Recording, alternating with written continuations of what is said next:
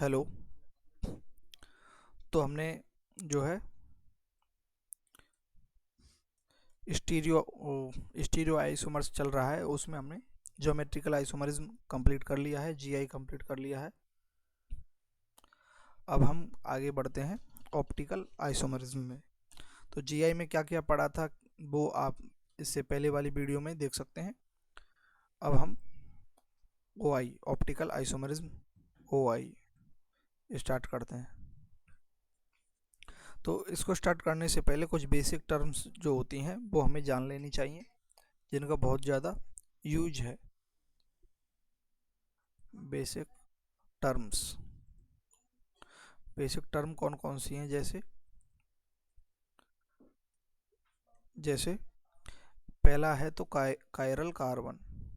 Chiral carbon,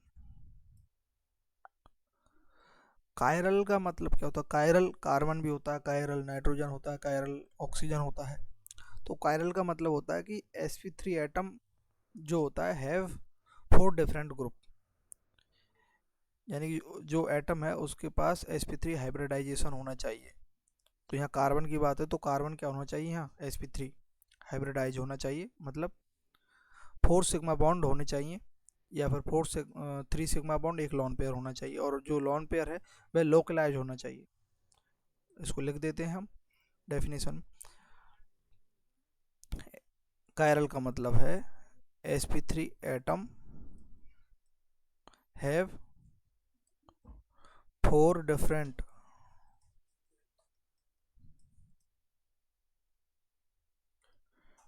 group. ठीक है। जैसे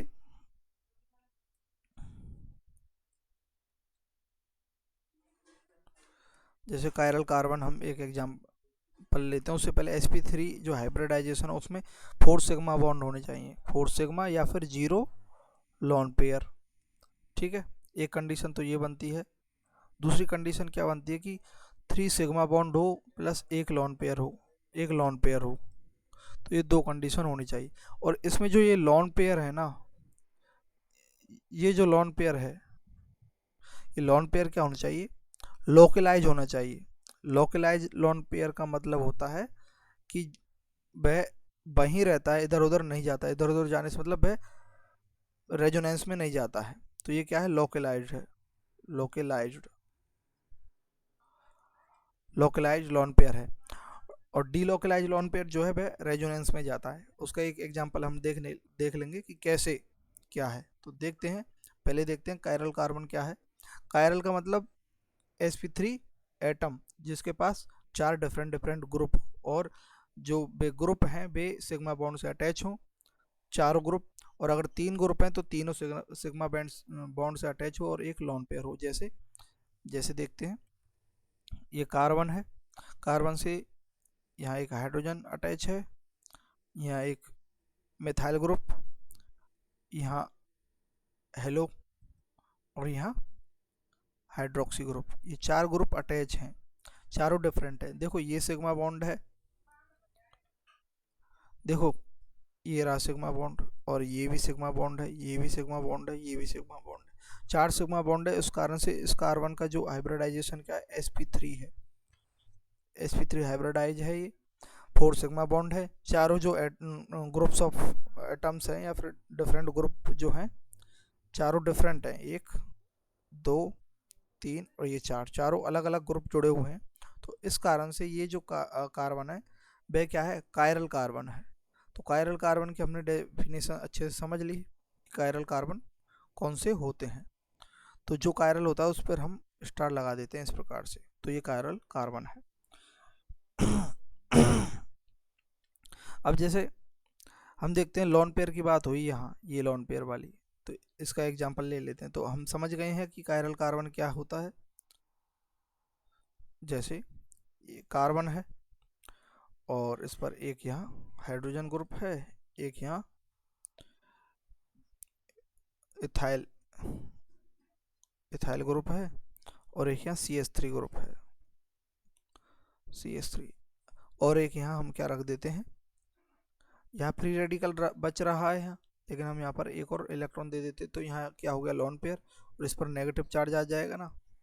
ठीक है, तो अब देखो इस पर क्या है, तीन तो डिफरेंट ग्रुप है, तो सिग्मा बॉन्ड कौन कौन से हुए, तीन सिग्मा बॉन्ड बन रहे हैं इसमें, 1 2 और ये 3, और एक क्या है, ये लॉन पेयर। तो 3 सिग्मा प्लस एक लॉन पेयर हो तब भी क्या होगा, कायरल होगा। लेकिन ये जो लॉन पेयर है ये क्या है, लोकलाइज्ड है, लोकलाइज्ड होना चाहिए। तो ये अब बताओ यहाँ रेजोनेंस में जा रहा है क्या, नहीं जा रहा है, इस कारण से ये भी क्या है, कायरल कार्बन होगा।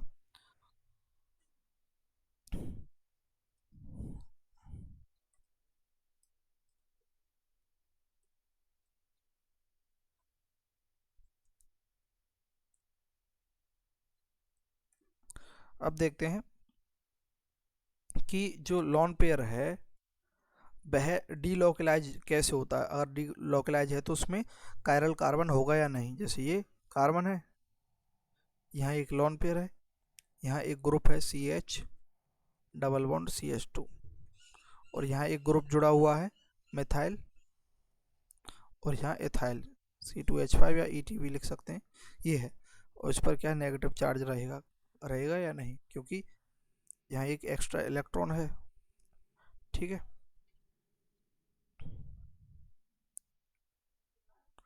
तो अब देखो ये जो लॉन पेयर है ये डीलोकलाइज है। डीलोकलाइज कैसे है कि ये किस में जा रहा है, रेजोनेंस में। रेजोनेंस क्या है, लॉन पेयर सिंगल डबल, अगर ये कंडीशन आती है तो इसमें रेजोनेंस होगा, आगे हम पढ़ेंगे। डबल सिंगल डबल, ठीक है, ये रेजोनेंस के वो टाइप हैं। अगर double bond single bond double bond आता है तो रेजोनेंस होगा। ठीक है, और lone pair single bond double bond आता है तो लॉन रेजोनेंस होगा। और ये कंडीशंस होती हैं जिनमें लॉन पेयर होने की संभावना, 5-6 कंडीशन होते हैं, वो देख लेंगे हम आगे। अभी यहाँ तक देखते हैं कि हाँ लॉन पेयर है इसमें। तो देखो ये जो लॉन पेयर है ये यहाँ पर जाएगा, और ये जो बॉन्ड है टूट करके यहाँ पर जाएगा। ठीक है, तो उस कारण से इसमें क्या है, ये क्या, ये लॉन पेयर क्या है, डीलोकलाइज है। डीलोकलाइज मतलब क्योंकि ये किस में जा रहा है, रेजोनेंस में।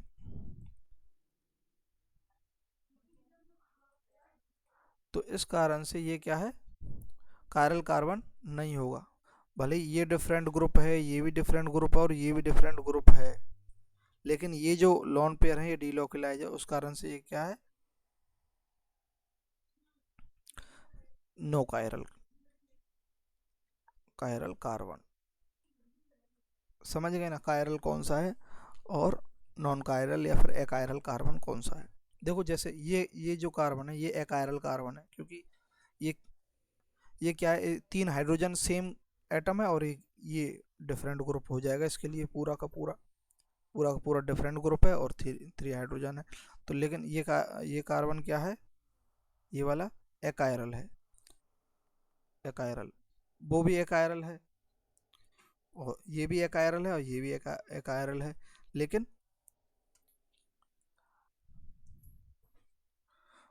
जैसे ऊपर वाला अगर हम एग्जांपल देखें तो ये देख लो, यहाँ पर देखते हैं तो ये जो कार्बन है ये तो क्या है, कायरल है, लेकिन ये जो कार्बन है ये एकायरल है। क्यों है एकायरल, क्योंकि इसमें 3 सेम ग्रुप जुड़े हुए हैं हाइड्रोजन के, उस कारण से। ठीक है, अब हमने कायरल कार्बन देख लिया है। अब इसी प्रकार से कायरल नाइट्रोजन दूसरा क्या है, कायरल नाइट्रोजन। नाइट्रोजन तो सोच के बताइए क्या होगा, कायरल नाइट्रोजन वही सेम बात है कि नाइट्रोजन क्या होना चाहिए, sp3 होना चाहिए, और अलग अलग जो है ग्रुप डिफरेंट ग्रुप उससे अटैच होने चाहिए, वही कंडीशन है। और लॉन पेयर है तो वह लोकलाइज होना चाहिए, डी लोकलाइज लॉन पेयर नहीं होना चाहिए, मतलब रेजोनेंस में पार्टिसिपेट नहीं करना चाहिए, बस। तो वो डेफिनेशन जो है ऊपर लिखा है कायरल का वही है, यहाँ पर नाइट्रोजन हो जाएगा उसकी जगह, सेम है, तो यहाँ लिखने की जरूरत नहीं है। नाइट्रोजन, इसे एक हाइड्रोजन अटैच है, एक CH3, एक डी ड्यूटेरियम, और एक इथाइल। ठीक है, और यहाँ पर अगर, तो यहाँ कौन सा चार्ज आ जाएगा, एक प्लस चार्ज आ जाएगा। क्यों, क्योंकि नाइट्रोजन होता है उस पर क्या है 3 बॉन्ड और एक लॉन पेयर होता है, ये 3 वैलेंसी होती है। लेकिन अगर यहाँ हम एक और जोड़ देते हैं ग्रुप, एक और, तो ये जो है ये इलेक्ट्रॉन चला जाएगा, मतलब इलेक्ट्रॉन रिमूव हो जाएगा, तब जा करके यहाँ 4 वैलेंसी कंप्लीट कर लेगा ये। ठीक है, वो ये तो बेसिक है, आपने पढ़ा होगा। ठीक है, तो इस कारण इस पर क्या आ जाएगा, प्लस चार्ज आ जाएगा नाइट्रोजन पर, है ना। तो अब देखो ये कायरल है या नहीं, तो हाँ कायरल है। कैसे कायरल, चारों ग्रुप जो है वह डिफरेंट है, चारों ग्रुप ये और ये दोनों डिफरेंट है, क्योंकि ये आइसोटॉप्स हैं हाइड्रोजन का डी, ये अलग है और ये अलग है, तो चार अलग है, और ये सिग्मा बॉन्ड है चार, उस कारण से इस नाइट्रोजन का हाइब्रिडाइजेशन sp3 है। दूसरी कंडीशन देख लेते हैं जिसमें CH3 nitrogen CH double bond CH2 एक हाइड्रोजन और यहाँ लॉन पेयर। अब देखो ये डिफरेंट ग्रुप है, ये डिफरेंट ग्रुप है, ये भी डिफरेंट ग्रुप है, और ये लॉन पेयर है। तो अब ये कायरल नाइट्रोजन होगा या नहीं होगा, ये तो नाइट्रोजन जो है कायरल है, लेकिन ये नाइट्रोजन कायरल होगा या नहीं होगा। तो देखो ये लॉन पेयर लोकलाइज है या डीलोकलाइज, तो ये डीलोकलाइज है, मतलब यहाँ यहीं नहीं रहेगा, यहाँ से जाकर के यहाँ जाएगा, ये डबल बॉन्ड यहाँ जाएगा, उस कारण से इसमें क्या हो रहा है, रेजोनेंस हो रहा है, रेजोनेंस हो रहा है ना।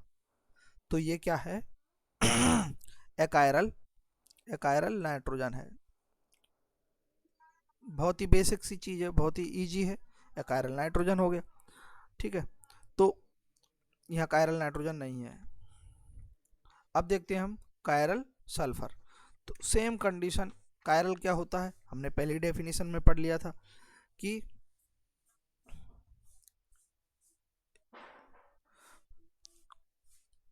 sp3 हाइब्रिडाइजेशन होनी चाहिए, कायरल सल्फर, कायरल सल्फर क्या होना चाहिए, वही सेम कंडीशन जो है।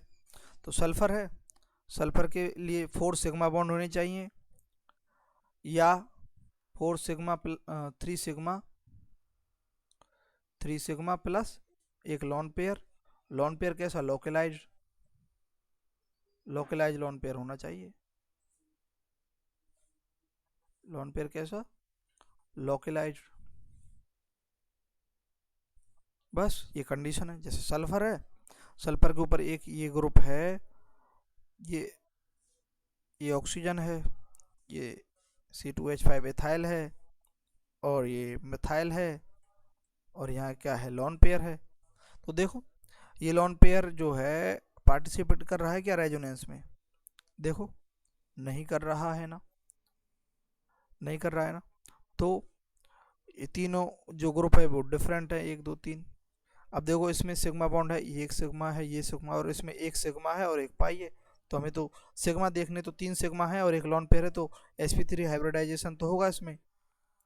ठीक है, और फोर ग्रुप जो डिफरेंट ग्रुप हैं, ये चारों, एक लॉन पेयर है, 3 अलग अलग ग्रुप हैं, तो ये क्या है, कायरल सल्फर होगा, तो ये कायरल है। और कौन सा कायरल नहीं है, देखो ये देख लो, डबल बॉन्ड जैसे ये सल्फर है, इस पर डबल बॉन्ड ऑक्सीजन लगा हुआ है, इधर इधर डबल बॉन्ड ऑक्सीजन लगा हुआ है, दो दो सेम हो गए, और यहाँ पर C2H5 C2H5 CH3 ethyl methyl हो गए। तो देखो ये सिग्मा है और ये पाई है, ये सिग्मा है, ये पाई है, ये सिग्मा है, ये सिग्मा, 4 सिग्मा हो रहे हैं। तो sp3 तो है ये सल्फर sp3 हाइब्रिडाइजेशन शो कर रहा है, लेकिन ये ऑक्सीजन ऑक्सीजन दो सेम हो गए, सेम ग्रुप होने के कारण no chiral, no chiral sulphur. उसी प्रकार से कायरल ऑक्सीजन होता है सेम सल्फर की तरह ही, बहुत ही ईजी है ना, कायरल है कायरल, इससे आसान क्या है, कुछ नहीं। Oxygen, chiral oxygen, chiral oxygen क्या होता है, वही sp3 हाइब्रिडाइजेशन होना चाहिए, डिफरेंट ग्रुप्स होने चाहिए, बस ये है कंडीशन। तो ये ऑक्सीजन है, ठीक है, एक यहाँ पर CH3 है, यहाँ पर C2H5 है, यहाँ लॉन पेयर है, यहाँ लॉन पेयर है। एक कंडीशन ये ले लेते हैं, ऑक्सीजन है, यहाँ लॉन पेयर है, यहाँ हाइड्रोजन है, यहाँ C2H5 है और यहाँ CH3 है। तो देखो इसमें तो ये कायरल होगा या नहीं होगा, तो ये हाँ, और इस पे चार्ज कौन सा आएगा, प्लस, क्योंकि यहाँ कितने होते हैं ऑक्सीजन पर,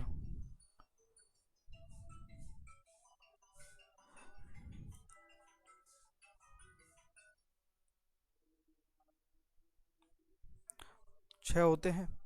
तो 3 तो इसमें आ गए और 2 5, एक बचा ना इलेक्ट्रॉन, यहाँ से देखो 6 होते हैं ना ऑक्सीजन पर, तो ये 3 से तो ये अटैच हो गए तीनों ग्रुप, फिर बचे 3, फिर 3 इलेक्ट्रॉन्स बचे, तो एक इलेक्ट्रॉन इसने रिमूव कर देगा तो इस पर प्लस चार्ज आ जाएगा, और 2 लोन पेयर हैं ही, तो उस कारण से ये क्या है, इस प्रकार से प्लस चार्ज आ जाएगा उस पर। तो इसमें तीनों ग्रुप तो डिफरेंट है, 1 2 3, और एक लोन पेयर है, और लोन पेयर क्या है, डीलोकलाइज है, लोकेलाइज्ड लोन पेयर है। तो इस कारण से ये क्या कायरल है, कायरल ऑक्सीजन होगा या नहीं होगा, हाँ कायरल ऑक्सीजन है ये, कायरल ऑक्सीजन है ये।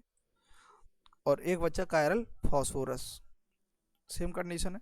फिफ्थ है chiral phosphorus,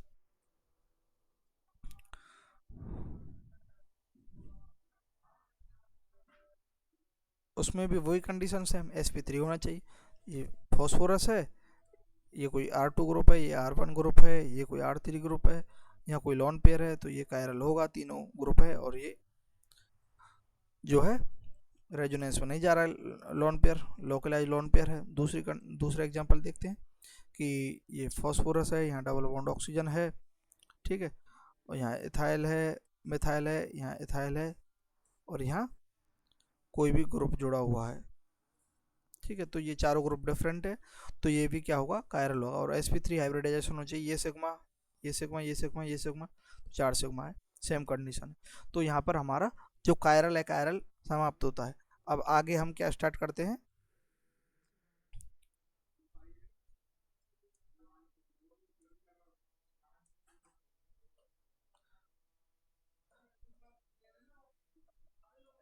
stereo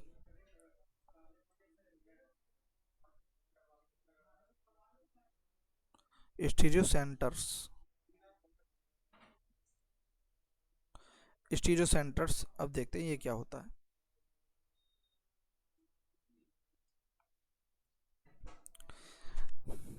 stereo centres,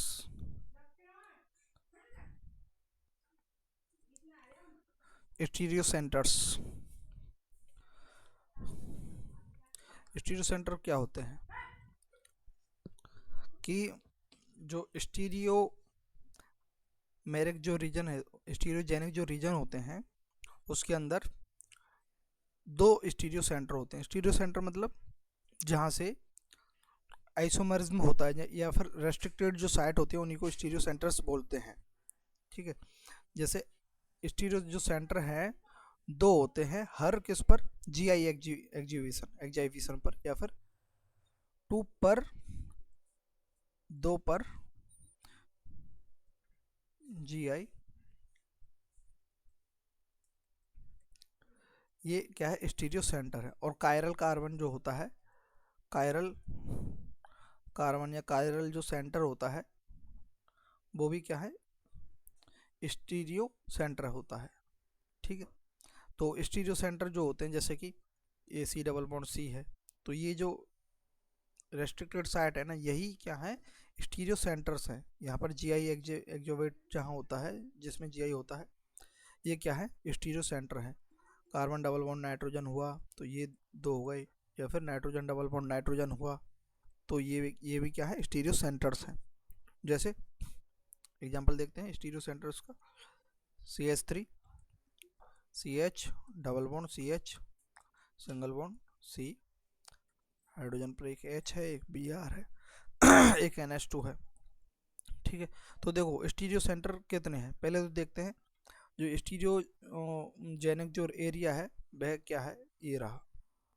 हमने इससे पहले जो ज्योमेट्रिकल आइसोमरिज्म पढ़ा था उसमें हमने देखा था कि स्टीरियोजेनिक एरिया कौन सा है, तो ये रहा, ये क्यों है? क्योंकि यहाँ पर ये रेस्ट्रिक्टेड साइट है और यहाँ पर क्या हो रहा है, आइसोमरिज्म हो रहा है। तो एक CH3 और H ग्रुप जुड़ा हुआ है, दोनों डिफरेंट है। यहाँ पर H और ये पूरा ग्रुप जुड़ा हुआ है इस पर, ठीक है। तो ये क्या है, स्टीरियोजेनिक एरिया है एक, ठीक है। वो हमने GI निकालने के लिए हमने देखा था कि 2n, ठीक है। उसके लिए अगर अनसिमेट्रिकल कंपाउंड है, तो ये जो अनसिमेट्रिकल कंपाउंड है उसके लिए ये फॉर्मूला था। यहाँ n क्या था, नंबर ऑफ स्टीरियोजेनिक एरिया, ठीक है। तो ये हमने इससे पहले वाली वीडियो में हमने देख लिया है, पहले वाले लेक्चर में, तो वो ज़्यादा डिटेल में जाने की बात नहीं है। तो एक स्टीरियोजेनिक एरिया या फिर जहाँ ज्योमेट्रिकल आइसोमरिज्म होता है, तो इसमें GI हो रही है, उसमें कितने स्टीरियो सेंटर होते हैं, 2 होते हैं। तो एक ये रहा, एक ये रहा, 2 स्टीरियोजेनिक स्टीरियो सेंटर हैं। ये दोनों स्टीरियो सेंटर हैं, प्लस एक जो कायरल कार्बन होता है वह भी स्टीरियो सेंटर होता है, ये बात याद रखनी है। कायरल कार्बन जो होता है वह क्या, स्टीरियो सेंटर होता है कायरल कार्बन। तो 1 2 और ये कायरल कार्बन है या नहीं है? कैसे, ये डिफरेंट, ये डिफरेंट, ये डिफरेंट और ये पूरा ये डिफरेंट, तो ये कायरल कार्बन है। तो इसमें स्टीरियोजेनिक या सॉरी स्टीरियो सेंटर कितने हैं, 3 हैं। स्टीरियो सेंटर कितने हैं, 2 + 1 = 3 है, 3 स्टीरियो सेंटर्स हैं। अब देखो, क्या सारे जो स्टीरियो सेंटर हैं वे सारे कायरल कार्बन है? देखो ये भी स्टीरियो सेंटर है, ये भी स्टीरियो सेंटर है, ये भी स्टीरियो सेंटर है, लेकिन कायरल कार्बन कौन सा है, केवल ये वाला कायरल कार्बन है। तो एक स्टेटमेंट आता है, क्या स्टेटमेंट है कि all stereo centre are chiral carbon, all stereo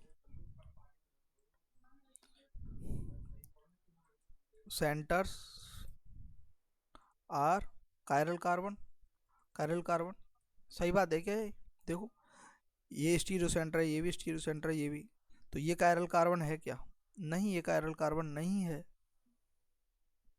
देखो ये CH3 ग्रुप है, ये H ग्रुप है, और यहाँ पर ये 3 ही ग्रुप जुड़े हुए हैं इसमें केवल, ये sp3 नहीं है ना, sp2 है, इस कारण से ये कायरल कार्बन नहीं है। ये कार्बन जो है sp2 है, तो ये भी नहीं है, ये भी कायरल कार्बन नहीं है। तो ये जो स्टेटमेंट है ये क्या हुआ, गलत या सही, बताओ? गलत, फॉल्स हुआ, क्योंकि सारे स्टीरियो सेंटर कायरल कार्बन नहीं हो सकते। लेकिन सारे कायरल कार्बन जो होते हैं, कितने भी कायरल कार्बन हो, वो स्टीरियो सेंटर होते हैं? हाँ होते हैं। All chiral carbon are stereo centres. सही बात है क्या? सही, सही बात है। तो ये हो गया, हमने स्टीरियो सेंटर क्या होते हैं, कैसे निकालते हैं। बहुत ही ईजी है। अब इसमें आप कितने भी एग्जाम्पल कर लो, ईजिली हो जाएगा, ठीक है। जितने कायरल कार्बन है वो जोड़ लो। एक एग्जाम्पल देख लेते हैं, उसके बाद हम आगे बढ़ते हैं। एक एग्जाम्पल देख लेते हैं अच्छा सा, जैसे ये है एक साइक्लोहेक्सेन, एक रिंग है, यहाँ पर एक ग्रुप जुड़ा हुआ CH डबल बॉन्ड NH, और यहाँ पर भी एक ग्रुप जुड़ा हुआ है CH डबल बॉन्ड CH2। अब देखो इसमें कितने स्टीरियो सेंटर्स हैं। तो स्टीरियो सेंटर्स के लिए पहले तो क्या है, हमें जहाँ GI हो रहा है वो देखना है। तो देखो यहाँ पर एक हाइड्रोजन लगा हुआ है और एक ये पूरा जो रिंग है वो लगा हुआ है, ठीक है। और एक यहाँ नाइट्रोजन है, इस पर एक हाइड्रोजन लगा हुआ है और दूसरा एक लोन पेयर इसमें है, ठीक है। तो इसमें ये क्या है, स्टीरियोजेनिक एरिया है ये, हाँ है। तो इसमें स्टीरियो सेंटर, इसमें GI हो रहा है, हाँ GI हो रहा है इसमें। तो इसमें स्टीरियो सेंटर कितने हैं, 2, 1 और 2, 2 स्टीरियो सेंटर हो गए, ठीक है। अब देखते हैं यहाँ पर ये कंपाउंड में कितने हो गए, 2 स्टीरियो सेंटर हो गए, 2 स्टीरियो सेंटर्स हो गए। इसमें देखते हैं ये कार्बन है, इस पर एक हाइड्रोजन है और एक ये अलग डिफरेंट ग्रुप ये पूरा लगा हुआ है ये वाला, तो ठीक है इस पर तो डिफरेंट है, लेकिन ये हाइड्रोजन है, इस पर दो सेम ग्रुप लगे हुए हैं, एच दो H2 हैं, दो हाइड्रोजन है। तो ये क्या है, ये स्टीरियोजेनिक एरिया नहीं है, इसमें जीआई नहीं हो रही है, नो जीआई, नो जीआई तो नो स्टीरियो सेंटर्स, एक भी स्टीरियो सेंटर नहीं होगा, तो इसमें स्टीरियो सेंटर दो हैं। अब देखते हैं कायरल कार्बन, तो ये कायरल कार्बन है क्या, नहीं है, ये कायरल कार्बन है क्या, नहीं है। अब देखते हैं यहाँ पर, तो इनको ये कायरल कार्बन तो हो ही नहीं सकते क्योंकि इन पर दो दो एच ग्रुप लगे हुए हैं हाइड्रोजन। अब देखते हैं ये वाला ग्रुप, ये वाला कार्बन देखते हैं, तो इस पर एक तो ये ग्रुप लगा हुआ पूरा, ये अलग है ठीक, एक ये ग्रुप लगा हुआ है यहाँ से यहाँ, ये कार्बन जुड़ा हुआ है इस पर, ये फर्स्ट कार्बन पर, ये तीसरा ये कार्बन जुड़ा हुआ है CH2 होगा ये ये डिफरेंट है, ये डिफरेंट है, ये डिफरेंट है, तो ये तीनों जो हैं डिफरेंट है, और इसमें क्या हो रहा है sp3 हाइब्रिडाइजेशन हो रहा है इसके अंदर, और एक यहाँ H जोड़ा हुआ है ठीक। इसको अगर खोल कर देखेंगे ना तो अच्छे से समझ में आ जाएगा, लेकिन इतना तो आपको आता ही होगा, लेकिन फिर भी मैं जल्दी से बता देता हूँ ठीक है, ताकि आ जाए, 1 मिनट लगेगी बस। जैसे ये कार्बन है ठीक है, एक कार्बन, 2 3 4 5 6, ये रिंग मैंने जो है खोल दी है,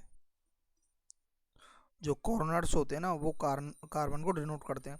अब देखो यहाँ क्या लगेगा, ये एच और यहाँ पर हमारा ग्रुप जुड़ा हुआ CH डबल बॉन्ड NH, यहाँ पर भी एक CH डबल बॉन्ड CH2, ये मैंने बिल्कुल खोल दिया। तो अब देखो यहाँ पर एक हाइड्रोजन लगा हुआ होता है जो हमें पता नहीं रहता, सोचना होता है मतलब ये स्ट्रक्चर के अंदर ठीक है, बैलेंस ही कंप्लीट करने के लिए, और एक हाइड्रोजन यहाँ लगा हुआ होगा ठीक है। तो अब देखो, और दो हाइड्रोजन यहाँ लगे हुए होंगे, ऐसे ही दो दो हाइड्रोजन इन पर लगे हुए होंगे बैलेंस ही कंप्लीट करने के लिए ठीक है। तो अब देखें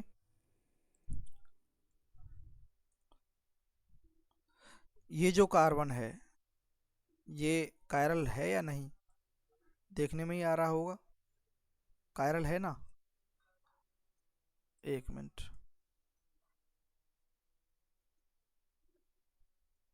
कैसे, इस कार्बन से एक ये अलग ग्रुप है हाइड्रोजन का, ये पूरा ग्रुप ये अलग जुड़ा हुआ है CH डबल बॉन्ड NH, और एक ये वाला पूरा ग्रुप ये अलग जुड़ा हुआ है, और एक ये वाला ग्रुप अलग, तीनों ग्रुप चारों जो है अलग हैं और सिग्मा बॉन्ड है ठीक है। तो इस कारण से ये कायरल होगा और ये भी कायरल होगा, देखो सेम इसके लिए ये जुड़ा हुआ है अलग, ये अलग जुड़ा हुआ है, ये अलग जुड़ा हुआ है, ये अलग जुड़ा, तो ये दोनों कायरल हैं।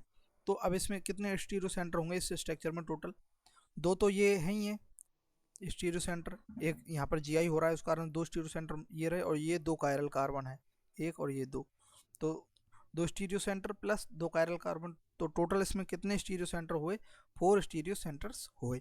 तो हम इस प्रकार से स्टीरियो सेंटर्स निकाल सकते हैं, बहुत ही ईजी है। अब एक और लास्ट स्टेप, लास्ट जो है बेसिक टर्म है वो देख लेते हैं, उसके बाद हम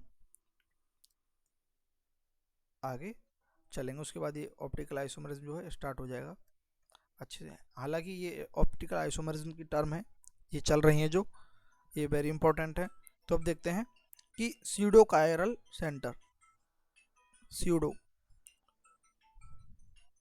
pseudo chiral centre, chiral centre,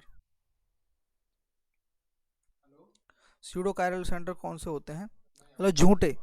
तो इसमें क्या होता है कि sp3 एटम जो होता है ना वे दो अलग अलग ग्रुप से जुड़ा हुआ होता है,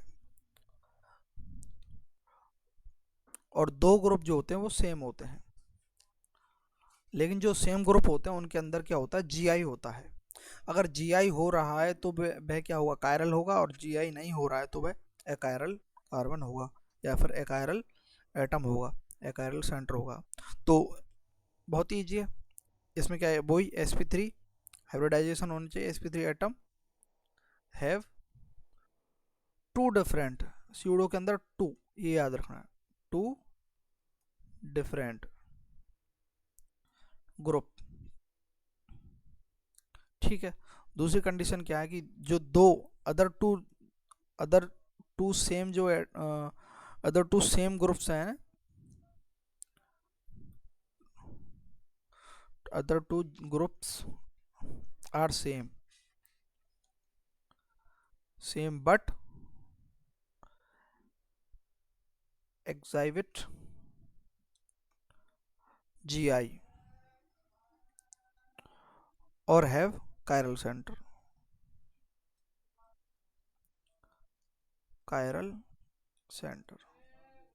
सेंटर्स। ठीक है, देखो एग्जांपल देखेंगे तो इजीली ये हो जाएगा, समझने में आ जाएगा। बस ये कार्बन है, यहाँ हाइड्रोजन ग्रुप है, यहाँ OH और यहाँ CH double bond CH single bond CH3। और सेम यही ग्रुप क्या है इधर जुड़ा हुआ है, क्या है, थोड़ा सा आगे ले लेते हैं इसको, इधर बीच में बनाते हैं, ये कार्बन है, यहाँ इसमें जुड़ा हुआ है CH double bond CH CH3, और ये भी इधर ऐसे CH double bond CH single bond CH3, ये इस प्रकार से है। और यहाँ एक हाइड्रोजन है, यहाँ ऑक्सीजन। तो देखो दो ग्रुप तो जो हैं वो तो डिफरेंट हैं। कौन से? एक तो ये हाइड्रोजन और ये OH, ये तो डिफरेंट है, लेकिन ये जो है ये ग्रुप और ये ग्रुप सेम है, तो इसमें ये कायरल कार्बन नहीं होना चाहिए। लेकिन कायरल कब होगा? sp3 हाइब्रिडाइजेशन तो है, सब में सिग्मा बॉन्ड है, लेकिन कायरल कार्बन कब होगा? जब अगर ये जो सेम ग्रुप हैं उनके अंदर GI शो हो। तो इनके अंदर GI हो रहा है या नहीं, देखो तो देखो ये क्या है, स्टीरियोजेनिक एरिया है, स्टीरियोजेनिक एरिया है। तो देखो इस पर जो है ये जो कार्बन है इस पर एक हाइड्रोजन है और एक ये पूरा ग्रुप है, तो डिफरेंट है इस पर दोनों, इस रेस्ट्रिक्टेड साइड पर दोनों ग्रुप डिफरेंट है, और इस रेस्ट्रिक्टेड साइड पर इस कार्बन पर ये H और ये CH3 दोनों ग्रुप डिफरेंट है। तो यहाँ क्या होगा, यहाँ GI होगी, तो ये कायरल कार्बन है, तो ये कायरल है। अब ये स्यूडो कायरल क्यों बोलते हैं? क्योंकि अब देखो मान लेते हैं इसके अंदर क्या होता है, सिस होता है, सिस, और इसके अंदर भी सिस होता है। दोनों कंडीशन में अगर हम सिस फॉर्म को लगा रहते हैं, उस टाइम सिस फॉर्म है, तब इसमें क्या होगा, ये सेम हो जाएंगे। तो यह क्या है,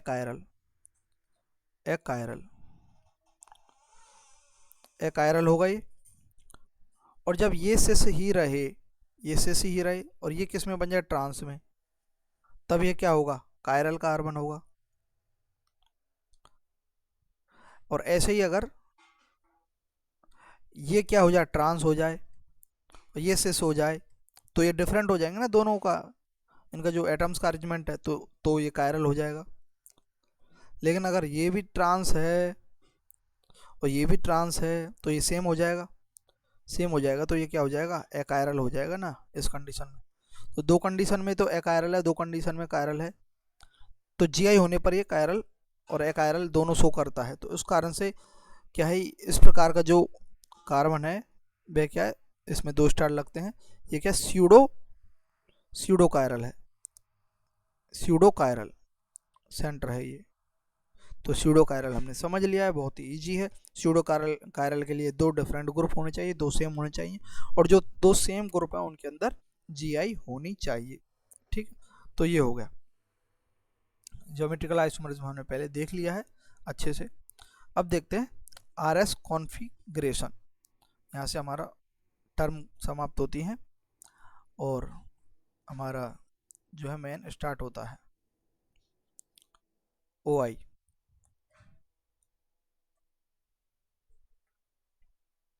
अब देखते हैं RS कॉन्फ़िगरेशन OI में, RS कॉन्फ़िगरेशन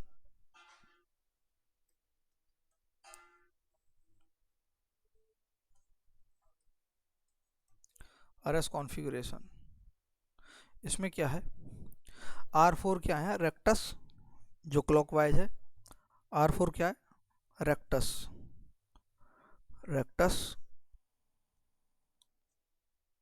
इसका मतलब है क्लॉकवाइज, जो घड़ी की सुई जिस दिशा में घूमती है वह हो जाएगा।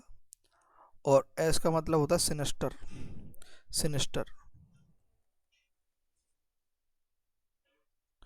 मतलब एंटी क्लॉकवाइज, घड़ी की सुई की दिशा के विपरीत, एंटी क्लॉकवाइज। और ये किस में दिया है, इन FPF, फिशर प्रोजेक्शन फॉर्मूला। तो फिशर प्रोजेक्शन फॉर्मूला में क्या है,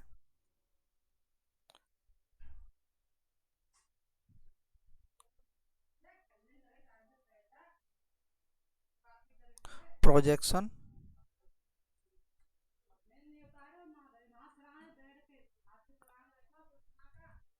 फॉर्मूला, तो इसमें क्या है,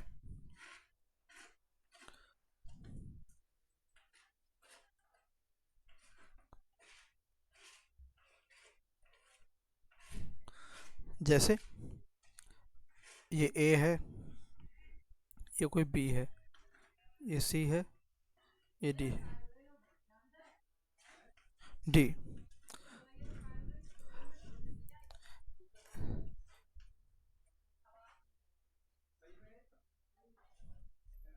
AB, AB जो है ये वर्टिकल में जुड़े हुए ग्रुप हैं, वर्टिकल। और CD क्या है, हॉरिजॉन्टल,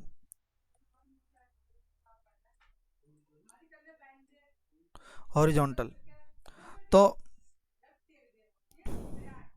AB जो है वर्टिकल है, AB क्या है, वर्टिकल है। तो इसमें अगर हम देखते हैं केस, कुछ केस हैं इसमें कि अगर लोएस्ट प्रायोरिटी ग्रुप जो है 4 पर जो आएगा वो वर्टिकल पोजीशन पर होगा, तो जो आंसर होगा उसमें कोई भी चेंज नहीं होगा। फिशर प्रोजेक्शन फार्मूला में क्या है कि हम एटॉमिक नंबर के हिसाब से उनको नंबरिंग करते हैं। मान लेते हैं इसका एटॉमिक नंबर 1 है, इसका 2 है, इसका 3 है, इसका 4 है ना। तो अब देखते हैं कि हम लो से हाई की ओर इस प्रकार से जाएंगे, तो ये क्या है, क्लॉकवाइज है या एंटी क्लॉकवाइज है, तो ये क्लॉकवाइज है, क्लॉकवाइज है। तो इस कंडीशन में इसका जो OI क्या होगा, रेक्टस होगा, R होगा, ठीक है। और अगर एंटी क्लॉकवाइज जाते तो क्या होता, S होता, ठीक है। तो ये चीज़ है, ठीक है। यहाँ क्या है, C है। तो अगर केस क्या है कि अगर जो लोएस्ट लोकेंट है, लोएस्ट प्रायोरिटी ग्रुप है, वो वर्टिकल पोजीशन पर होगा, तो आंसर में कोई स्विच नहीं होगा।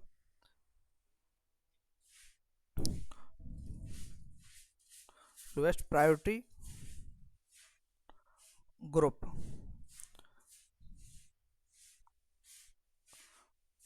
4 जो है वर्टिकल पोजीशन पर है,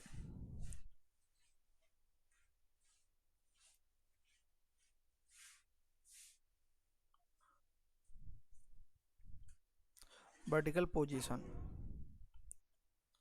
तब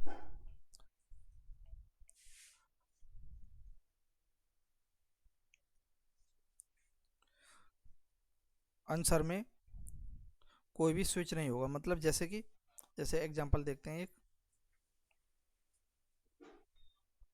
जैसे ये है कोई, इसका मतलब यहाँ क्या है, बीच में क्या है, कार्बन, ठीक है। तो यहाँ क्या OH है, यहाँ H है, यहाँ क्या है, क्लोरीन है, यहाँ क्या है, CH3 है। तो ये है। अब देखो इसमें फिशर प्रोजेक्शन फार्मूला FPF के अनुसार इसमें नंबरिंग करते हैं। तो सबसे ज़्यादा जो एटॉमिक नंबर किसका है, क्लोरीन का है, उसके बाद किसका है, ऑक्सीजन का है, उसके बाद किसका है, कार्बन का है, उसके बाद किसका है, हाइड्रोजन का। तो ये हमने नंबरिंग कर दिया। नंबरिंग करने के बाद अब हम सिक्वेंस में चलेंगे 1 से 2। तो इस प्रकार से जा रहा है ये, ठीक है। तो ये क्या होगा, क्लॉकवाइज है या एंटी क्लॉकवाइज, तो ये क्या है, एंटी क्लॉकवाइज है, एंटी क्लॉकवाइज डायरेक्शन है। तो बताओ इसमें क्या होगा, तो ये क्या है, एस है, ये जो मॉलिक्यूल या फिर ये जो भी कंपाउंड है ये, तो ये क्या ओ आई शो कर रहा है, ये एस सिनेस्टर, तो ये एस है सिनेस्टर। अब देखते हैं हम कि जो लोएस्ट ग्रुप है, फोर ग्रुप है, वह किस पर है, वर्टिकल पोजीशन पर है। हाँ वर्टिकल पर है, तो कोई भी स्विच नहीं होगा आंसर में, ये एस है तो एस रहेगा। अगर ये वर्टिकल पोजीशन पर नहीं होता, मान लेते हैं हॉरिजॉन्टल पर होता, तो सिनेस्टर का क्या हो जाता, सिनेस्टर का क्या हो जाता, रेक्टस आर हो जाता, लेकिन हुआ नहीं क्योंकि वह वर्टिकल पोजीशन पर है। ठीक है, और हमें जो मूवमेंट के लिए जो देखना है शॉर्टेस्ट पाथ, एक से दो, दो से तीन, तो एक से दो जाने पर शॉर्टेस्ट पाथ देखना है, और दो से तीन क्या देखना, शॉर्टेस्ट, शॉर्टेस्ट पाथ देखना होता है। ठीक है, ये केस वन हुआ। केस टू क्या है वो देखते हैं, लेकिन इसका एक और एग्जांपल अगर देखना चाहें कि मतलब कैसे स्विच होगा आंसर में, तो देखो ये है, जैसे ये है कार्बन, या फिर इसको हम डायरेक्ट ऐसे भी लिख सकते हैं, बीच में कार्बन ही है, यहाँ सी एच थ्री है, यहाँ एन एच टू है, यहाँ हाइड्रोजन है, और यहाँ ब्रोमीन है। रुको, इसको यहाँ हाइड्रोजन कर देते हैं, यहाँ ब्रोमीन। अब देखते हैं, काउंट करते हैं, सबसे ज़्यादा एटॉमिक नंबर किसका है, हाइड्रो ब्रोमीन का, उसके बाद किसका है, नाइट्रोजन का, उसके बाद किसका है, कार्बन का, उसके बाद किसका है, हाइड्रोजन का। तो हाइड्रोजन यहाँ किस पर है, हॉरिजॉन्टल पर है। अब देखते हैं एक से दो जाने पर कौन सा रास्ता है, दो से तीन जाने पर, तो ये शॉर्टेस्ट पाथ है, ये इस प्रकार से चलेगा। तो ये क्या है, ये एंड क्लॉकवाइज डायरेक्शन है, तो इसमें क्या होगा, रेक्टस होगा क्लॉकवाइज। लेकिन हॉरिजॉन्टल ग्रुप पे क्या है, हाइड्रोजन है, वर्टिकल पे होता तो कोई चेंज नहीं, हॉरिजॉन्टल पर होने के कारण लोएस्ट ग्रुप हॉरिजॉन्टल पर होता है, अगर लोएस्ट फोर्थ नंबर का जो अगर हॉरिजॉन्टल पर आता है, तब क्या आंसर में स्विच हो जाएगा, रेक्टस की जगह इसको हम क्या लिखेंगे, सिनेस्टर, एंटी क्लॉकवाइज सिनेस्टर लिखेंगे आंसर में। ठीक है, तो बस यही रेक्टस और सिनेस्टर हुआ। एक और चीज आती है, ये दूसरा केस समझ लो, बात एक ही है, इसी केस में दूसरा केस है। ठीक है, अगली बात क्या है कि अगर कोई जो है डैश और वेज वाला जो फॉर्मूला होता है किसी भी कंपाउंड में, जिसमें डैश पोजीशन है, डार्क पोजीशन पर है कोई एटम, तो वो कैसे होगा, उसके लिए क्या है, लोएस्ट प्रायोरिटी ग्रुप फोर जो है ना, अगर वो डैश पर होगा तो कोई स्विच नहीं होगा, R S N dash wedge formula.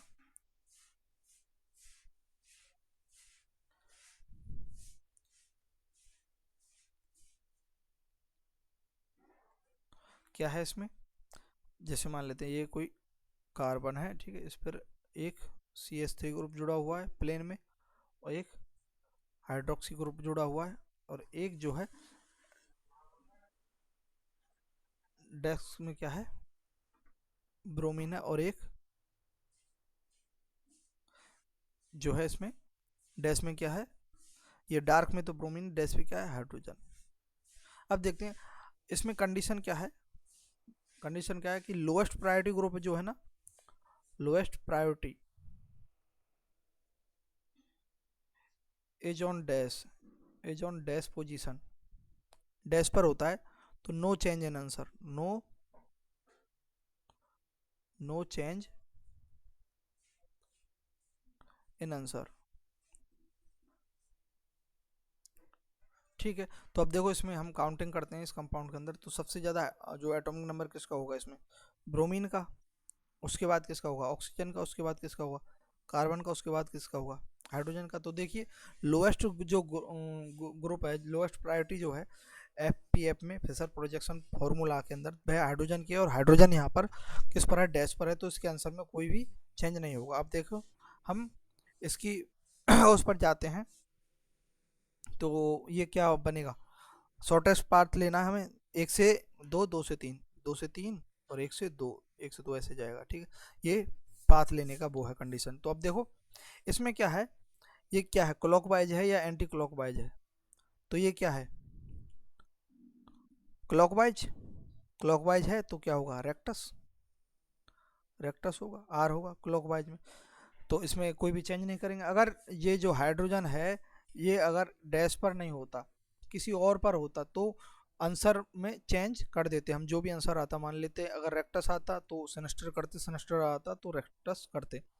एक और इसमें कंडीशन क्या है, केस क्या है कि अगर लोएस्ट प्रायोरिटी ग्रुप जो है ना वो सॉलिड पर है, ठीक है, सॉलिड पर है, लोएस्ट डैश पर है, तो क्या कंडीशन आए, कोई भी चेंज नहीं करेंगे आंसर आंसर में। अगर सॉलिड पर है तब हम आंसर में चेंज कर देंगे। इफ लोएस्ट प्रायोरिटी ग्रुप, कौन सा, 4th नंबर वाला जिसकी प्रायोरिटी 4 आ रही है, सॉलिड पर है, तब हम क्या करेंगे, स्विच करेंगे इन आंसर। कैसे, अगर वह सिनेस्टर आता है आंसर तो हम क्या करेंगे, उसका आंसर रेक्टस करेंगे। जैसे कि ये है, यहाँ पर NH2 ग्रुप है और यहाँ पर क्लोरीन ग्रुप है और यहाँ पर डैश में क्या करना है, लोएस्ट, तो यहाँ हाइड्रोजन कर देते हैं, सॉरी ये डार्क में सॉलिड, सॉलिड या फिर डार्क, डार्क पोजीशन, ठीक है। तो और यहाँ डैश पर क्या है, कोई भी ग्रुप रख देते हैं, ब्रोमीन। अब देखो काउंटिंग करते हैं, सबसे नंबर 1 पर ब्रोमीन, फिर क्लोरीन, फिर ये नाइट्रोजन, फिर 4th पर क्या है, हाइड्रोजन। तो देखो 4th पर अगर जो है लोएस्ट प्रायोरिटी ग्रुप जो है, लोएस्ट प्रायोरिटी ग्रुप क्या है, हाइड्रोजन, वह किस पर आ रहा है, सॉलिड पर आ रहा है, तब इसमें क्या चेंज करेंगे। तो पहले इसका आंसर निकाल सकते हैं, 1 से 2, 2 से 3। तो ये क्या है, क्लॉकवाइज है या एंटी क्लॉकवाइज है, तो ये क्या है, क्लॉकवाइज है। तो इसका आंसर तो क्या होना चाहिए, क्लॉकवाइज है, ये रेक्टस होना चाहिए, आर होना चाहिए। लेकिन यहाँ सॉलिड पर क्या है, हाइड्रोजन है, सॉलिड पर हाइड्रोजन होने पर इसमें क्या कर देंगे, हम चेंज कर देंगे आंसर पर। ये आंसर ना होकर के इसका क्या होगा, सिनेस्टर होगा। राइट आंसर क्या होगा इसका, एस होगा, सिनेस्टर। तो ये इसका आंसर होगा, इस प्रकार से चेंज हो जाएगा, ठीक है। अब एक और बात आती है कि लोएस्ट प्रायोरिटी डैश पर आ गया, सॉलिड पर आ गया, अगर प्लेन पर आ गया तब क्या कंडीशन बनेगी, लोएस्ट प्रायोरिटी जो ग्रुप है वह प्लेन कंडीशन पर आ गया, यहाँ पर अगर आ जाता है प्लेन पर, यहाँ आई रख देते हैं और सॉलिड नंबर हम कोई सा भी OH रख देते हैं मान लो, और ये डैश पर क्या है, ब्रोमीन रख देते हैं। अब देखो यहाँ काउंट करेंगे तो सबसे ज़्यादा किसका है, सबसे ज़्यादा आयोडीन का है एटॉमिक नंबर, 1 नंबर इसको देंगे, उसके बाद ब्रोमीन, उसके बाद ऑक्सीजन, उसके बाद जो है हाइड्रोजन। तो इसमें यहाँ केस क्या है, इंपॉर्टेंट केस है, थोड़ा समझने वाला केस है। ये क्या है कि अगर प्लेन पर है, लोएस्ट लोकेंट जो ग्रुप है प्लेन पर है, तो क्या होगा, प्लेन पर होने पर हम इवन नंबर में इंटरचेंज करेंगे और उसके बाद आंसर लेंगे। इफ लोएस्ट ग्रुप जो है priority group on plane, then make even number of interchange,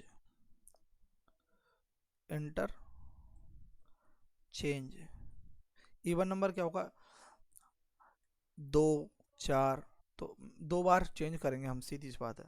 तो अब देखते हैं इसको, अब देखो इसमें ये किस पर है, प्लेन पर है, लोएस्ट प्रायोरिटी ग्रुप हाइड्रोजन। अब जाते हैं 1 से 2, 2 से 3, तो ये क्या है, क्लॉकवाइज है या एंटी क्लॉकवाइज है। तो पहली बात तो ये, तो आंसर तो बाद में निकालेंगे, पहले हम इंटरचेंज करेंगे उसके बाद आंसर निकालेंगे, सॉरी। इसमें क्या हम पहले इंटरचेंज करेंगे। अगर lowest group priority group plane पर है तो पहले उसमें क्या करेंगे, इंटरचेंज। तो इंटरचेंज करने के लिए क्या क्या करेंगे हम ऊपर नीचे करेंगे इंटरचेंज, इन दोनों का आपस में इंटरचेंज कर देंगे और इन दोनों का आपस में इंटरचेंज कर देंगे, 2 बार इंटरचेंज हो जाएगा।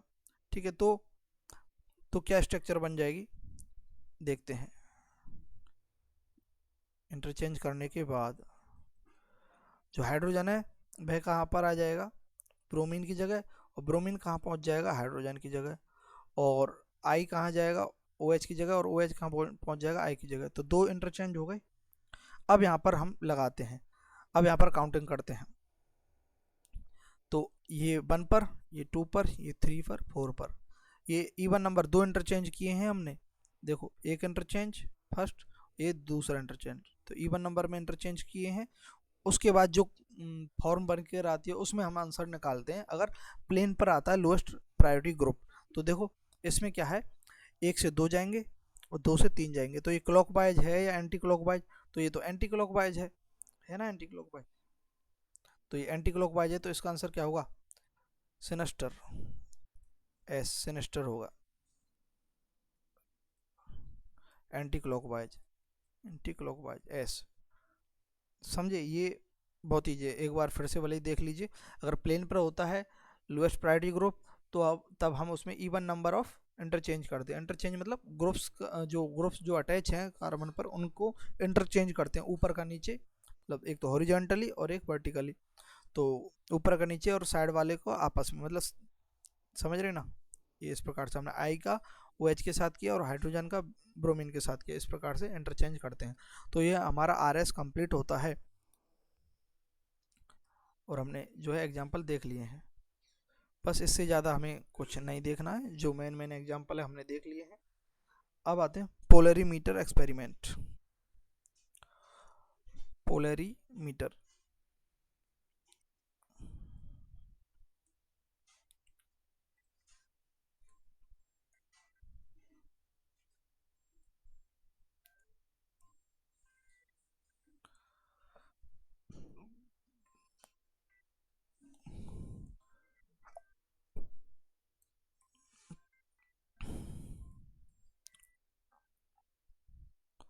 Polarimeter experiment.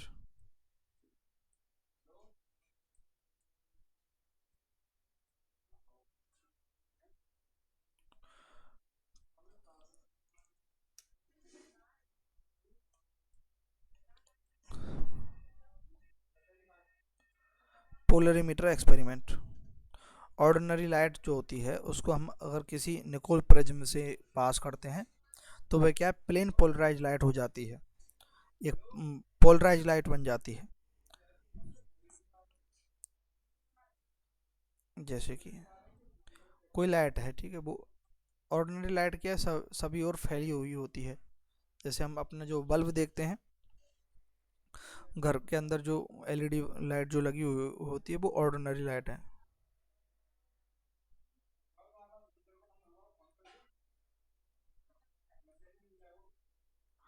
ठीक है, अब इस लाइट को अगर हम किसी भी, आपने देखा होगा, हम किसी लेंस से पास करते हैं या फिर किसी प्रिज्म से पास करते हैं तो वह क्या है, पोलराइज हो जाती है, एक ही उसमें केंद्रित हो जाती है, सेंट्रलाइज हो जाती है।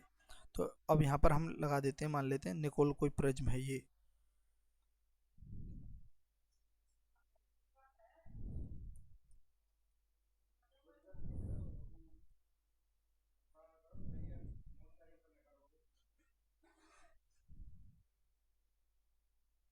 ठीक है, ये है, ये क्या है, निकोल प्रिज्म। ठीक है, अब इससे जो भी लाइट इधर की साइड आ रही है, ठीक है, ऐसे फैल रही है, ये ऑर्डिनरी लाइट है, इससे लाइट फैली हुई लाइट है। अब देखो ये यहाँ पर लाइट आई तो ये जो भी लाइट है उसको ये क्या कर देगा, पोलराइज कर देगा, एक डायरेक्शन में ही कर देगा लाइट को, इधर उधर नहीं फैलेगी। तो ये लाइट कैसी जाएगी, एक सेंट्रलाइज लाइट, मतलब एक बीम के रूप में जाएगी, बिल्कुल सीधी पोलराइज होगी लाइट, जहाँ पर भी हमें भेजनी है, जैसे कि हम देखते हैं टॉर्च वगैरह में या फिर लेजर लाइट्स जो होती हैं उनमें। तो इस प्रकार से हमने जो ऑर्डिनरी लाइट है वह प्लेन पोलराइज लाइट में कन्वर्ट कर दी, पीपीएल, प्लेन पोलराइज्ड लाइट। ठीक है। अब ये जो लाइट है, अगर हम किसी ऑर्गेनिक कंपाउंड, ऑर्गेनिक मैटर है, ऑर्गेनिक सॉल्यूशन है, यहाँ ये बीकर में किसी में भी ऑर्गेनिक सॉल्यूशन भरा हुआ है, ऑर्गेनिक सॉल्यूशन है। अब इस ऑर्गेनिक सॉल्यूशन से जैसे ही जो है पीपीएल, प्लेन पोलराइज्ड लाइट, जो हम इस पर डालते हैं, इस पर ऑर्गेनिक सॉल्यूशन पर, तो इसकी कुछ डेंसिटी होती है ग्राम पर सेंटीमीटर क्यूब। ठीक है।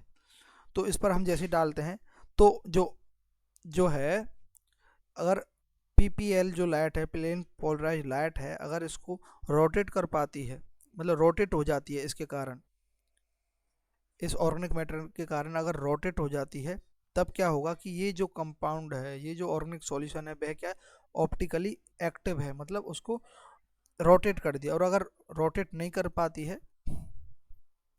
if PPL does not, PPL अगर रोटेट नहीं होती है,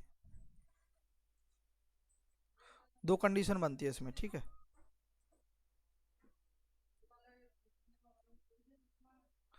दो कंडीशन कौन सी बन रही है, देखो,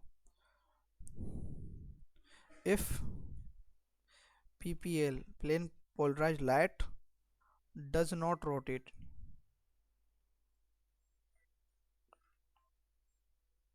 रोटेट नहीं करती है, तो यह क्या है, ऑप्टिकली इनएक्टिव। ऑप्टिकली इनएक्टिव है, मतलब कि यह एक्टिव नहीं है ऑप्टिकली।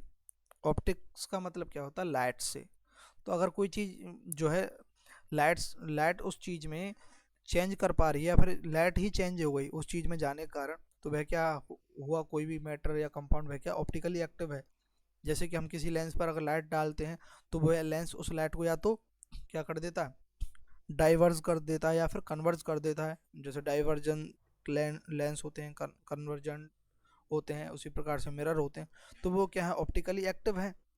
लेकिन अगर हम किसी भी मैटर पर हम लाइट डालते हैं, जैसे कोई भी जो है ग्लास होता है, बिल्कुल ट्रांसपेरेंट ग्लास होता है, उस पर हम लाइट डालते हैं तो लाइट डायरेक्ट उससे होकर निकल जाती है, कोई भी उसमें लाइट में चेंज नहीं होता है, तो वह क्या ऑप्टिकली इनएक्टिव रहा। तो अगर किसी ऑर्गेनिक सॉल्यूशन पर हम लाइट डालते हैं, पीपीएल डालते हैं, लेजर लाइट डालते हैं, और वह लेजर लाइट या फिर पीपीएल लाइट जो है रोटेट नहीं करती है, तो ऑप्टिकली एक्टिव। और अगर रोटेट कर जाती है, इफ पीपीएल रोटेट कर जाती है, तो वह जो सॉल्यूशन है वह क्या है, ऑप्टिकली एक्टिव। तो उसमें क्या होगा, ऑप्टिकली आइसोमरिज्म वगैरह हम देखेंगे। अब ऑप्टिकली एक्टिव क्या है देखते हैं। अब इस कंपाउंड में हमने लाइट डाली, अगर वह लाइट क्या है, क्लॉकवाइज डायरेक्शन में अगर मुड़ गई, जैसे कि हमने ये है, ये लाइट आ रही है, और यहाँ से ये लाइट अगर क्लॉकवाइज जुड़ गई, क्लॉक कैसे चलती है, इस प्रकार से। ठीक है। तो अगर लाइट इस प्रकार से ट्रांसफर हो गई, इधर मुड़ गई, इधर मुड़ गई, तो ये क्या है, D, small D, dextro rotatory. और अगर यह लेफ्ट साइड मुड़ जाती है, टर्न हो जाती है, तो यह क्या, एंटी क्लॉकवाइज, लेवो रोटेटरी। ये इस प्रकार से होता है। ठीक है। तो इसकी दो कंडीशन बनती है, डेक्स्ट्रो रोटेटरी और लेवो रोटेटरी, ऑप्टिकली एक्टिव होने पर। तो एक तो होता क्लॉकवाइज, इसको प्लस कर देते हैं, तो ये क्या होगा, डी, डी बोलेंगे, स्मॉल डी। ठीक है, स्मॉल डी, या डेक्स्ट्रो डेक्स्ट्रो रोटेटरी। दूसरा क्या है, एंटी क्लॉकवाइज, और ये क्या होगा, स्मॉल एल, और लेवो रोटेटरी। दो कंडीशन बन जाती है, एल और डी। तो ये होता है ऑप्टिकली एक्टिव होना और इनएक्टिव होना। तो ये एक्सपेरिमेंट है, पोलरीमीटर एक्सपेरिमेंट। ठीक है, अब देखते हैं ऑप्टिकली आइसोमरिज्म होने के लिए क्या क्या कंडीशन चाहिए। ठीक है, मतलब क्या क्या होना चाहिए कि यह ऑप्टिकल आइसोमर्स होगा या नहीं। तो उसके लिए एक कंडीशन तो यह है कि ऑप्टिकली एक्टिव होना चाहिए। ऑप्टिकली एक्टिव ही नहीं होगा तो उसमें हम क्या करेंगे कि ऑप्टिकल आइसोमर्स तो उसमें देख ही नहीं सकते। जब ऑप्टिकली एक्टिव ही नहीं है, इनएक्टिव है, तो उसमें तो या तो जीआई होगा या फिर ऐसा ही होगा, स्ट्रक्चरल आइसोमरिज्म होगा या फिर ज्योमेट्रिकल आइसोमरिज्म होगा। स्टीरियो के अंदर तो दो हैं, ज्योमेट्रिकल और ऑप्टिकल। तो कंडीशन क्या होनी चाहिए? Condition 4, exhibition of optical isomerism.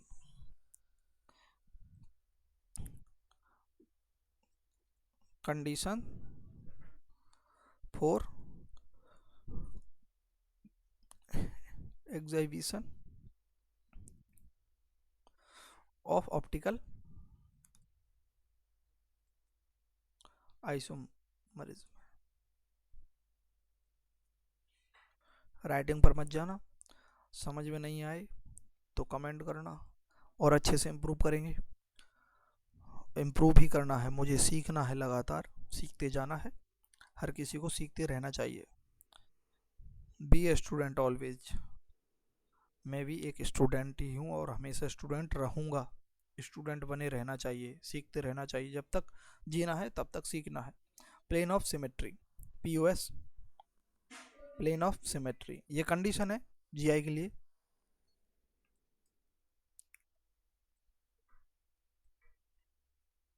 Plane of symmetry है और सेंटर ऑफ सिमेट्री है, सीओएस,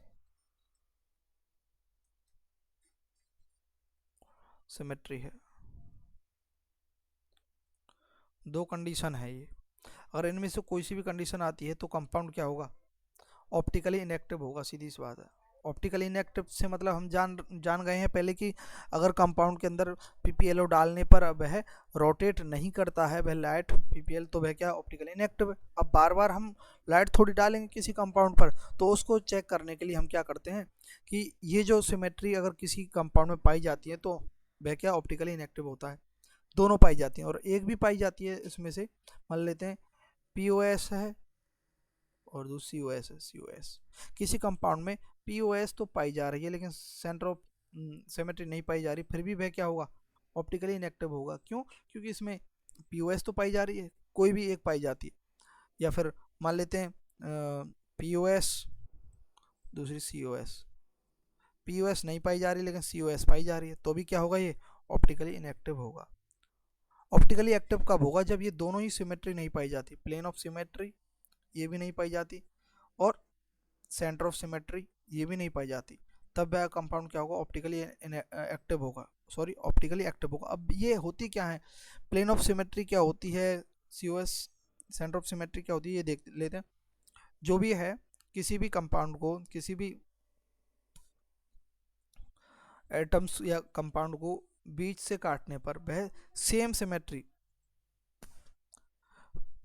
चाहे ओपन कंपाउंड हो या चेन कंपाउंड हो, सेम अपने उसमें कट जाता है, तो वह क्या प्लेन ऑफ सिमेट्री हो। जैसे कि एग्जांपल से समझते हैं प्लेन ऑफ सिमेट्री को। Plane of symmetry,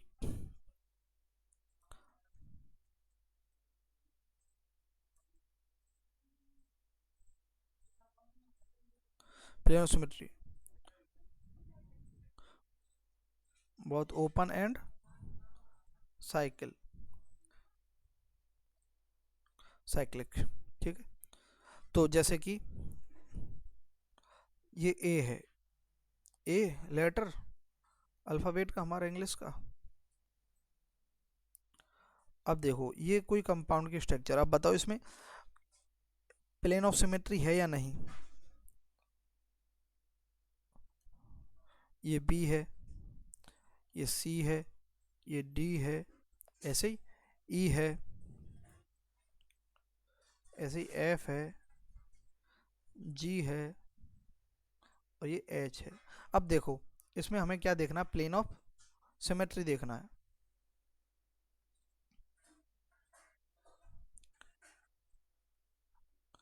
plane of symmetry देखना है तो उसके लिए क्या है कि हमें बीच से प्लेन में से काटना पड़ेगा। प्लेन मतलब ये कोई भी प्लेन है 2D 3D, ये 2D प्लेन में है। प्लेन सिमेट्री मतलब प्लेन में काटने पर। अब इसको हम काटेंगे, देखो बीच से काटते हैं इसको ए को, तो बताओ प्लेन ऑफ सिमेट्री है क्या इसमें? अब आप बोलेंगे इधर से क्यों नहीं काटना, हमें वही पॉसिबिलिटी देखनी है जहाँ से दो में डिवाइड हो जाए। ठीक है, तो ये पॉसिबिलिटी है इसकी कि हाँ यहाँ से प्लेन ऑफ सिमेट्री है इसमें। ठीक है, तो ये यहाँ प्लेन ऑफ सिमेट्री है या नहीं बताओ? इधर ये वाला जो हिस्सा है सेम इसी का हिस्सा है, सेम सेम टू सेम। तो ये क्या है? Optically inactive. और ये क्या है? इसको अगर यहाँ से काट दें तो भी ये सेम प्लेन से कट जाएगा, दो बराबर हिस्सों में कट रहा है या नहीं? तो ये भी ऑप्टिकली इनएक्टिव है। इसको यहाँ से काटेंगे तो ये बराबर हिस्सों में कट जाएगा, ऑप्टिकली इनएक्टिव है। अब देखो डी को अगर हम यहाँ से काटेंगे तो ये हो जाएगा ऑप्टिकली इनएक्टिव, क्योंकि सेम कट रहा है। ई को काटेंगे, ई को भी यहाँ से काट सकते हैं हम बीच से, इसके इस डंडे से, बीच वाले डंडे से, तो ये भी ऑप्टिकल इनएक्टिव होगा। अब एफ को देखो, एफ को कहाँ से काटेंगे आप? ऐसी कोई कंडीशन नहीं बन रही कि अगर हम एफ को काटें तो दो इक्वल पार्ट में डिवाइड हो जाए। इसको प्लेन से नहीं काट पा रहे हम, तो ये क्या होगा? जो एफ क्या होगा? ये ऑप्टिकली एक्टिव होगा। ये हम स्ट्रक्चर देख रहे हैं ताकि समझने के लिए कि प्लेन ऑफ सिमेट्री होती क्या है। जी है, जी को कहाँ से काटोगे? कोई प्लेन बन रहा है क्या इसमें कि इक्वल पार्ट में डिवाइड हो जाए? नहीं ना, तो ये भी ऑप्टिकल एक्टिव है। हाइड्रोजन कहाँ से काटेंगे? हाइड्रोजन को काट सकते हैं, लेकिन कहाँ से? हाइड्रोजन को हम देखो एक तो यहाँ से काट सकते हैं बीच से, यहाँ से देखो, यहाँ से काट सकते हैं, एक यहाँ से काट सकते हैं, दो दो हिस्सों से काट सकते हैं। तो ये क्या होगा? ऑप्टिकली इनएक्टिव होगा। तो प्लेन ऑफ सिमेट्री आपने समझ ली है।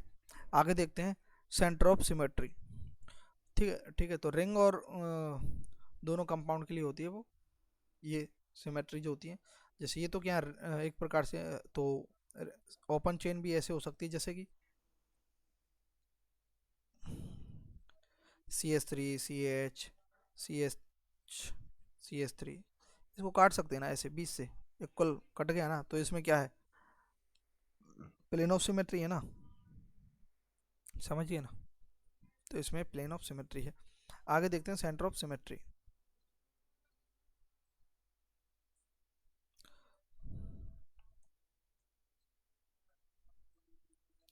Centre of centre of symmetry क्या होती है? Centre of symmetry when cyclic compound is even, ये कंडीशन याद रखनी है। When cyclic compound is even, even होता है साइक्लिक कंपाउंड, यानी कि उसमें जो रिंग वो बनती है उसमें रिंग कितने की बनेगी? रिंग तो बनना 3 कार्बन से स्टार्ट होती है, लेकिन तो ये तो होगी नहीं, तो 4, ठीक है, 6,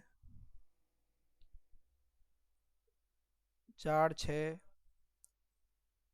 8, इस प्रकार से कंपाउंड जो है इवन होने चाहिए वो जो रिंग है। तो इसमें लिख देते हैं रिंग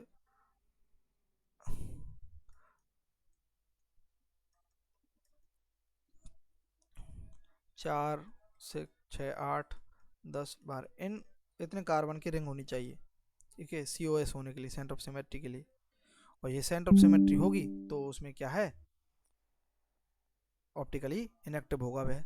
तो जैसे एक एग्जांपल देख लेते हैं, उसके बाद ये POS और COS हम अच्छे से समझ ही जाएंगे। समझ गए हैं वैसे तो, इसमें इतना कुछ है नहीं समझने लायक वैसे।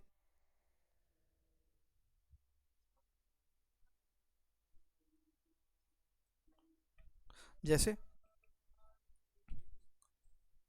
ये 4 कार्बन की रिंग है, ठीक है, ठीक है, इसमें यहाँ यहाँ हाइड्रोजन है, यहाँ मिथाइल है, यहाँ मिथाइल है, यहाँ हाइड्रोजन है, तो ये है।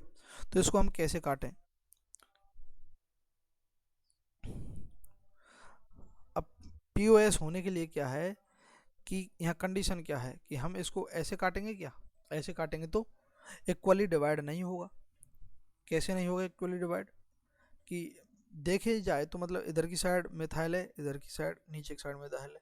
अगर काटेंगे तो ये वैसे तो सेम है, एक साइड मिथाइल है, एक साइड हाइड्रोजन ग्रुप है, लेकिन अपोजिट जो होगी ना, अपोजिट साइड से हम काटेंगे, ऐसे काटेंगे, डायगोनली काटेंगे तो क्या है, सही कटेगा। इधर की साइड, ऊपर की साइड मिथाइल चला जाएगा और इधर इसमें भी मिथाइल आ जाएगा और हाइड्रोजन आ जाएगा।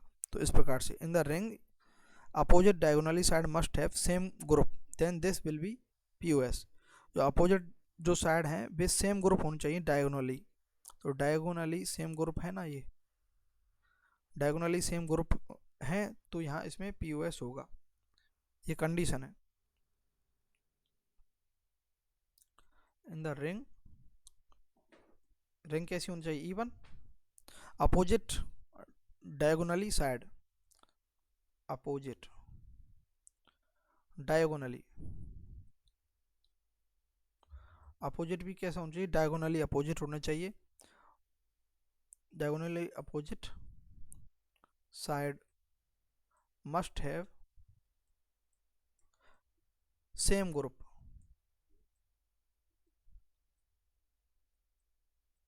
सेम ग्रुप, देन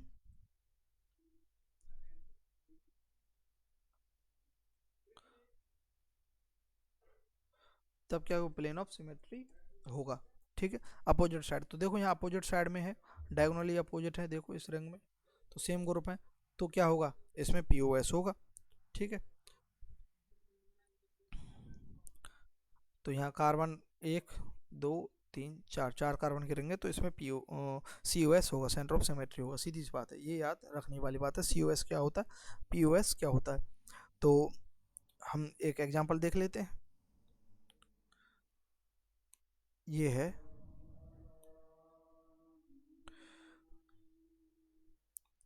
ये है, इसमें यहाँ पर एक कोई कंपाउंड यहाँ जुड़ा हुआ है, एक यहाँ पर जुड़ा हुआ, अब बताओ इसमें सी ओ एस है या पी ओ एस है। तो सी ओ एस के लिए तो क्या है, ये रिंग तो है 6 कार्बन की, इवन नंबर ऑफ कार्बन की रिंग है, लेकिन जो एटम्स हैं वो अपोजिट साइड सेम होनी चाहिए, यहाँ पर होना चाहिए था, तो इसमें क्या होता, सी ओ एस होता, लेकिन यहाँ इसमें क्या है, सेम साइड है, तो इसमें पी ओ एस होगा, प्लेन ऑफ सिमेट्री, बीच से अगर यहाँ से काटेंगे तो ये हिस्सा और ये हिस्सा सेम है, तो इसमें पी ओ एस होगा। और पी एस होने के कारण ये जो कंपाउंड है ये क्या है, ऑप्टिकली एक्टिव है या इनएक्टिव, ऑप्टिकली इनएक्टिव है, ऑप्टिकली इनएक्टिव है, इनएक्टिव कंपाउंड है ये। ठीक है, इस प्रकार से हमें देखना है कि कौन सा कंपाउंड ऑप्टिकली एक्टिव है, कौन सा नहीं है। ऑप्टिकली एक्टिव है नहीं है, ये कैसे पता लगाते हैं, इस प्रकार से ये रूल्स हैं, सी ओ एस और पी ओ एस होने पर ऑप्टिकली इनएक्टिव रहेगा। एक कुछ जो है महत्वपूर्ण ट्रिक है कि हमें कैसे पता लगे कि कंपाउंड ऑप्टिकली एक्टिव है या इनएक्टिव है, तो उसके लिए क्या है, अगर चेन है तो चेन में हमें केवल प्लेन ऑफ सिमेट्री देखनी है, in open chain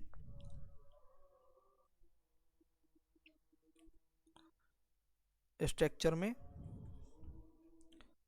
check P O S only, P O S only, उसी से पता पड़ जाएगा, अगर पी ओ एस है, प्लेन ऑफ सिमेट्री है, पी ओ एस है, तो क्या ऑप्टिकली इनएक्टिव होगा, बस उसमें पी ओ एस देख लो। पी ओ एस नहीं है तो ऑप्टिकली एक्टिव, चैन में पी ओ एस, क्योंकि चैन कंपाउंड में सेंटर ऑफ सिमेट्री बन ही नहीं पाएगी। ठीक है, centre of C O S, centre of symmetry, centre of symmetry जो है केवल रिंग में बनती है, और जो क्लोज रिंग है उनमें दोनों देखो, in close ring, close ring में बोथ चेक करो, both P O S and C O S, अगर दोनों होती हैं या एक होती हैं तो ऑप्टिकली एक्टिव, अन्यथा ऑप्टिकली, सॉरी दोनों होती है तो ऑप्टिकली इनएक्टिव, और अगर नहीं होती हैं दोनों तो ऑप्टिकली एक्टिव कंपाउंड होगा। और अगर किसी भी कंपाउंड में, इंपॉर्टेंट पॉइंट है, कोई भी कंपाउंड उसमें एक कायरल कार्बन है तो वह ऑप्टिकली एक्टिव होगा, ये बात याद रखनी है। ओनली वन, केवल एक कार्बन जो है, कार्बन प्रेजेंट है